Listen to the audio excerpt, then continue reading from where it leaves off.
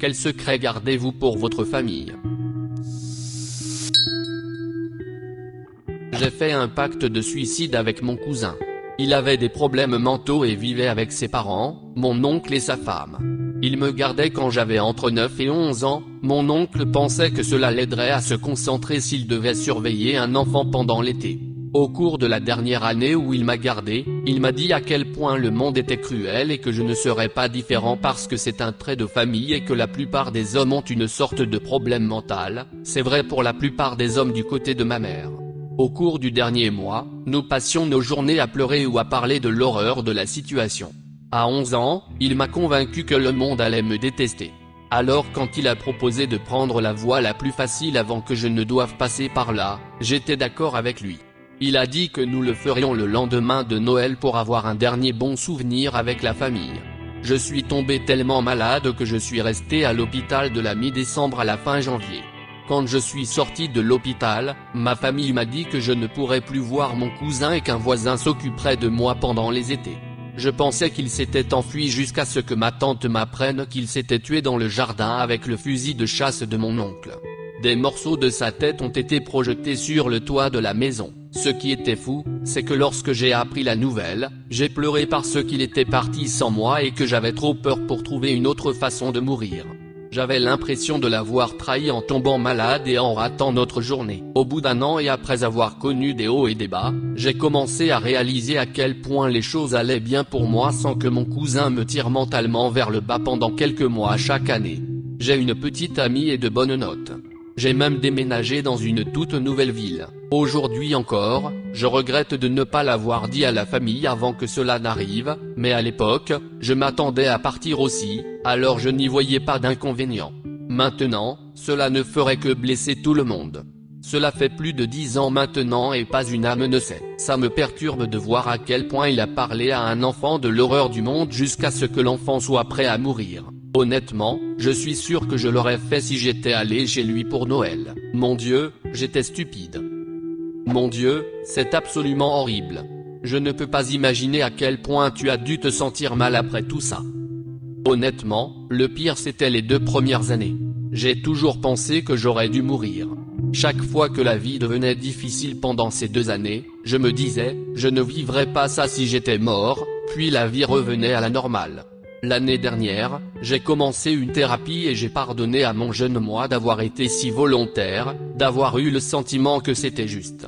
J'ai tourné la page, mais c'est un secret que ma famille ne connaîtra jamais. Les gars, ne vous tuez pas. La vie est précieuse et ne doit pas être laissée en vain, s'il vous plaît, demandez de l'aide. Pensez à votre famille, pensez à ce que votre avenir peut vous apporter, le suicide n'est pas et ne sera jamais une option. Que mon chien m'a sauvé la vie.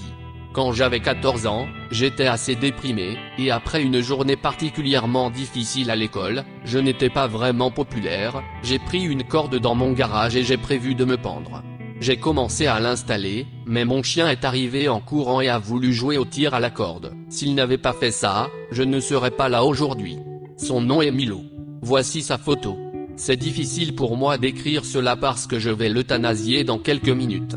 Il vit dans la douleur depuis longtemps et est arrivé au bout de sa vie. Je pleure vraiment très fort en ce moment mais je sais que c'est la bonne chose à faire. Eddie, je viens de lui dire au revoir. Je sais qu'il est dans un meilleur endroit maintenant, mais ça fait si mal. Je suis vraiment désolé pour votre chien, mais je suis heureuse qu'il ait été là pour vous quand vous en aviez besoin. C'est à ton tour d'être là pour lui. Sois fort, mon ami. Nous avons fait en sorte d'être tous là pour lui quand il a fermé les yeux et s'est endormi. Merci pour les mots de soutien, ça a été une longue journée. Ma famille a un passé difficile, beaucoup de violence et des problèmes de toxicomanie. J'ai quitté la maison à 16 ans, je ne leur ai pas parlé depuis, et après 7 ans d'université, j'ai un emploi assez bien rémunéré. Je dois constamment demander au site web de retirer mon nom complet, car si ma famille le découvrait, je serais submergé de messages demandant de l'argent qui irait directement à l'alcool et à la drogue. Ils en ont déjà une idée après que je n'ai pas attrapé un résultat assez vite, alors ça n'a pas vraiment d'importance et j'ai relâché mes médias sociaux. Mais je cache toujours mes revenus. Pourquoi ne changez-vous pas votre nom? J'ai des publications sous mon nom et je serais damné si je le change pour eux. Et comment? Au fait, vous pouvez toujours dire le mot magique quand ils veulent de l'argent, non. Il est difficile de jouer avec des gens qui n'ont rien à perdre. J'ai été violé 3 fois avant d'avoir 18 ans. En tant que mec, c'est difficile de leur dire. Je comprends totalement et je suis avec vous. J'ai été abusé sexuellement par 2 hommes plus âgés sans aucun lien entre eux. D'abord quand j'avais 8-9 ans, puis plus tard quand j'avais 11 ans. Ma famille était fanatiquement religieuse et je savais que si j'en parlais à quelqu'un, j'aurais une bande de fous qui chasserait les démons de moi et me ferait avaler Jésus. Encore aujourd'hui, je n'en ai parlé qu'à une poignée de personnes. J'ai surmonté seul la confusion, la colère, l'apitoiement sur soi et les sentiments d'indifférence et je regarde en arrière et regrette de ne pas avoir été plus ouvert à la guerre mentale qui se déroulait dans ma tête. J'ai essayé de me pendre avec une de mes cravates d'école quand j'avais 15 ans. Heureusement, le crochet qui retenait le nœud coulant sur la porte s'est cassé. Sinon, je n'aurais pas pu écrire cette histoire. Heureusement, la vie s'est beaucoup améliorée après ça. À ce jour, je n'en ai encore parlé à personne, pas même à mes parents ou à ma petite amie. Même si la vie n'est pas parfaite en ce moment, où j'essaie de trouver un emploi sur le marché actuel après avoir obtenu mon diplôme l'année dernière, à 22 ans, ma vie est bien meilleure que lorsque j'avais 15 ans. Dans l'ensemble, ma vie est bien meilleure, je suis entouré d'un grand réseau de soutien, et je me remercie chaque jour que ma tentative de suicide a échoué. Je suis désolé que vous ayez eu l'impression que c'était la seule option, je ne peux pas imaginer la douleur que vous avez ressentie. Merci pour vos aimables paroles. En y repensant, oui, j'avais beaucoup de peine à ce moment-là de ma vie, oui, à l'extérieur, j'avais l'air d'être bien organisé, mais en réalité, mes problèmes personnels étaient arrivés à ébullition à ce moment-là. Cette tentative m'a fait prendre conscience que ma vie n'était pas rose et que je devais l'améliorer moi-même. Mon conseil à tous ceux qui se trouvent dans une situation similaire, si vous envisagez de vous suicider, ne le gardez pas secret. Honnêtement, j'aimerais pouvoir remonter le temps et dire à la version de 15 ans de moi-même que les choses vont s'améliorer. Cela vaut la peine de voir l'avenir, car il ne fait que s'améliorer. Ils ne sauront jamais à quel point je suis déprimé, parce que je ne peux et ne veux pas les accabler.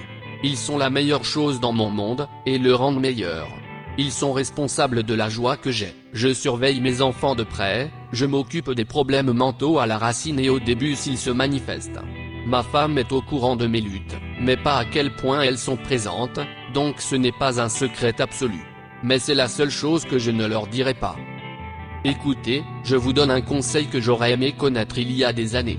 Tu ne seras pas un fardeau juste parce que tu demandes de l'aide. Au moins, dis tout à ta femme, je veux dire, c'est ta femme. La dépression est une chose vraiment sérieuse et je ne veux pas voir les gens la cacher en pensant qu'ils seront un fardeau. Comme vous l'avez dit, ils sont la meilleure chose au monde pour vous, et il en va de même pour eux. S'il vous plaît, prenez soin de vous et demandez de l'aide, je le pense vraiment. Que ma mère me fait très peur la nuit quand elle boit et que cela m'empêche de dormir. Oui, je suis dans le même bateau. Ils savent tous qu'elle boit beaucoup, mais ce qu'ils ne savent pas, c'est que j'ai été pratiquement sans abri de temps en temps parce qu'elle se saoule et me jette dehors régulièrement. Comme l'autre nuit, elle m'a donné une commotion cérébrale. Oh mon pote, je suis vraiment désolé. Quel âge as-tu? Qu'est-ce qui te retient ici? C'est l'inquiétude pour votre mère? On dirait que tu as l'impression de ne pas avoir d'autre endroit où aller. Je sais que tu ne vas pas bien et que c'était beaucoup de questions pour un étranger sur internet, mais c'est une situation terrible et je veux que tu saches que quelqu'un s'inquiète pour toi. Je vais bien pour l'instant. Dès que la quarantaine est terminée, je sors. Je vais probablement aller chez mes sœurs aînées ou autres. Et pour ce qui est de l'inquiétude pour ma mère, je ne me soucie pas vraiment de ce qui se passera quand je partirai parce que j'ai essayé de l'aider pendant toute ma vie et rien n'a jamais marché. Je suppose que ce n'est pas de mon ressort. C'est vraiment stupide, mais je cache mes amis en ligne parce qu'ils sont un peu fermés d'esprit et A. Ne crois pas qu'il faille parler aux gens qu'on ne connaît pas. B. Qu'Internet est mauvais. C. Si tu parles à un gars en ligne, c'est forcément un truc sexuel. Ma religion, ou plutôt, l'absence de religion. Quand j'étais enfant, je me souviens avoir vu ma mère pleurer parce que le fils de son ami était devenu athée, alors qu'elle imaginait l'horreur de savoir que son enfant va aller en enfer. Je suis un adulte, donc ce n'est pas comme si je pouvais avoir des problèmes si mes parents l'apprenaient, mais je ne veux pas leur faire vivre ça. Je ne crois pas que mon âme éternelle va pourrir en enfer pour toujours, pourquoi le ferait-il? Quel secret caches-tu à ta famille? Laissez un commentaire, et abonnez-vous à la chaîne si vous voulez voir plus de vidéos comme celle-ci.